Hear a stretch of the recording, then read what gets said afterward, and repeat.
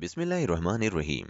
इस बात में तो दो राय है ही नहीं कि मुसलमान दुनिया 18वीं सदी से लेकर आज तक की साइंस और टेक्नोलॉजी में बहुत पीछे रह गई है। लेकिन इसकी वजूहात क्या हैं और मुसलमान मुआशरों पर इसके असरात क्या हैं?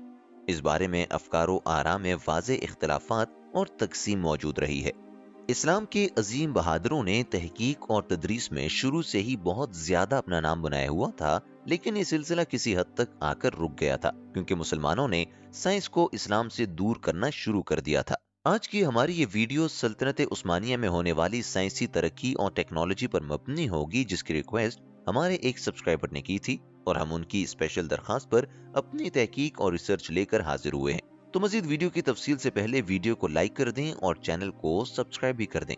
मुसलमानों के यहाँ ये बात और मुकालमा सदियों से जारी है कि मजहब और साइंस में मौजूद तजाद फितरी है। ये मुकातिब फिक्र किस सबब है? इसी बिना पर मार्का मजहब और साइंस के मौजू पर अहले मगरिब व मशरिक के हाथ काफी लिटरेचर मौजूद है। हमारे यहाँ के मजहबी तबकात में भी कई गिरोह हैं जिनमें ज्यादातर मजहब और साइंस के दरमियान तवाफुक में मुश्किलात के शिकार रहे हैं, जबकि जय्यद और जदीद ज़हन फिक्र के उलमा इन दोनों के दरमियान कोई फर्क या तजाद नहीं कर पाते, बल्कि मौजूदा साइंस और टेक्नोलॉजी की तरक्की को कुरान और हदीस की तालीमात और मालूमात से अखज़ समझते हैं। जबकि बाज़ उलमा मजहब और साइंस में बुनियादी फर्क जाहिर करते हुए कहते हैं कि साइंस के उसूल व फार्मूले और मुशाहिदात और इजादात और इंकिशाफात मफरूजात और तजर्बात इंसानी पर मबनी होकर आगे बढ़ते हैं और किसी भी दर्जे में इल्म कतई फराहम नहीं करते, और तारीख में कई बार उसूलों और फार्मूलों को तब्दील करना पड़ा है या उनसे किसी और तरफ रुजू किया गया है।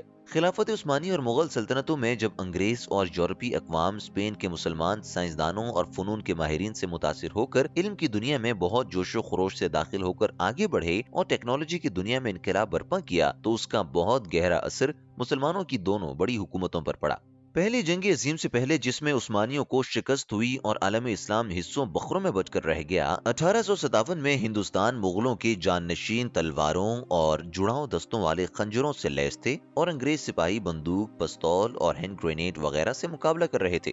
और नतीजा सबके सामने है कि एक तरफ स्पेन में मुसलमानों की 800 बरस से कायम हुकूमत खत्म हुई और दूसरी तरफ सल्तनत उस्मानी के मुसलमानों की हुकूमत को जवाल आ गया। इसकी वजह सिर्फ और सिर्फ ये है कि मुसलमान दुनिया के हुक्मरानों ने साइंस और टेक्नोलॉजी को कोई संजीदा तवज्जो नहीं दी, और उस्मानी खिलाफत के दौर में खलीफा अब्दुल हमीद यूरोप से प्रिंटिंग मशीन दरामद करना चाह रहे थे, तो मजहबी तबकात इसकी मुखालिफत कर रहे थे कि मगरिब की मशीनों से कुरान करीम प्रिंटिंग जायज नहीं है।